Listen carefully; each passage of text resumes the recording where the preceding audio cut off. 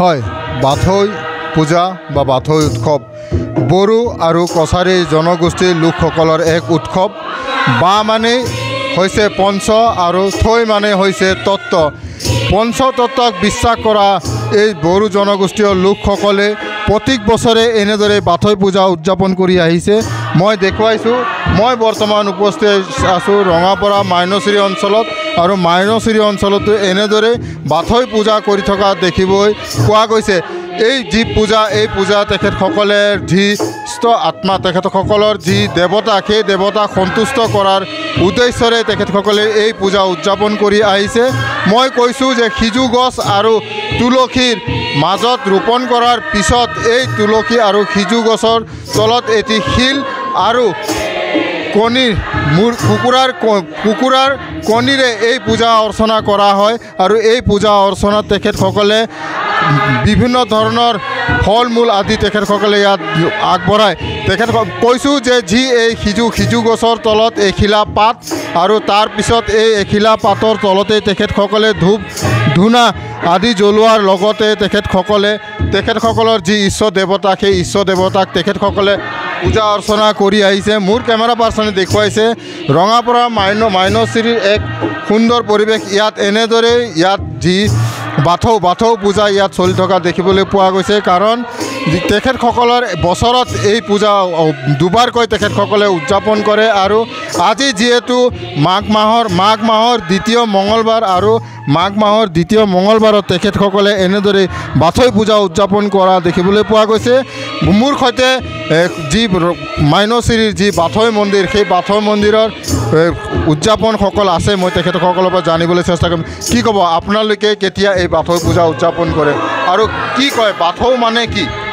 হয়, মই সকলো অসমবাসীক লৈ ভাৰতবাসীক ধন্যবাদ দিওঁ। কাৰণ আমি যিটো মাঘ মাহৰ দ্বিতীয় মঙলবাৰৰ আমি বাথৌ গোঠাৰ স্থান হিচাপে আমি যিটো স্বীকৃতি পাইছোঁ অসম চৰকাৰৰ পৰা, লগতে ভাৰত চৰকাৰেও আমাক সমৰ্থন দিছে। তেনে ক্ষেত্ৰত আমি অসম চৰকাৰৰ লগতে ভাৰত চৰকাৰক ধন্যবাদ দি আমি আজি যিটো গোঠাৰ বাথৌ স্থানটো উদযাপন কৰিছোঁ।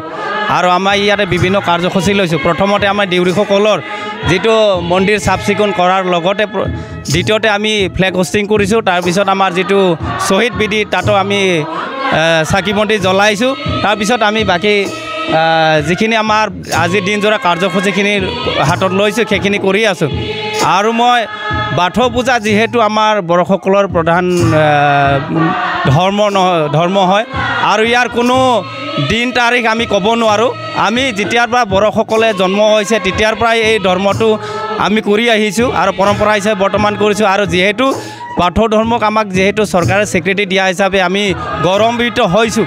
কাৰণ আজি আমি ধৰ্ম হিচাপে যিটো স্বীকৃতি পাইছোঁ, এই বাথৌ ধৰ্মৰ জৰিয়তে আমাৰ যিখিনি বড়োসকলৰ সংস্কৃতি, কলা সংস্কৃতিখিনিক আগুৱাই লৈ যাবলৈ আমি সক্ষম হ'ম বুলি মই আশা কৰোঁ। আৰু আমি কাৰণ ইয়াতে বাথৌ ধৰ্মৰ পূজাটো অকল পূজাই নহয়, ইয়াতে সকলো কলা সংস্কৃতিখিনি ইয়াতে জড়িত হৈ আছে।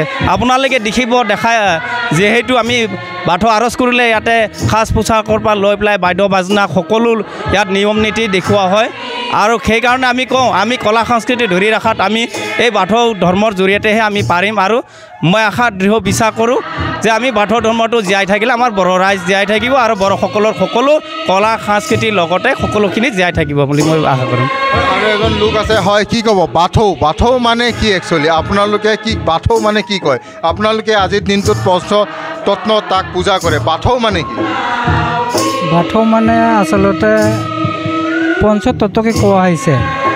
বা মানে পাঁচ কোৱা হৈছে, আৰু থৌ মানে গুৰুত্বপূৰ্ণ, বহুত ভিতৰীয়া কথা আছে, গতিকে বাথৌ বুলি কোৱা হৈছে। বা থৌ মানে বাথৌ।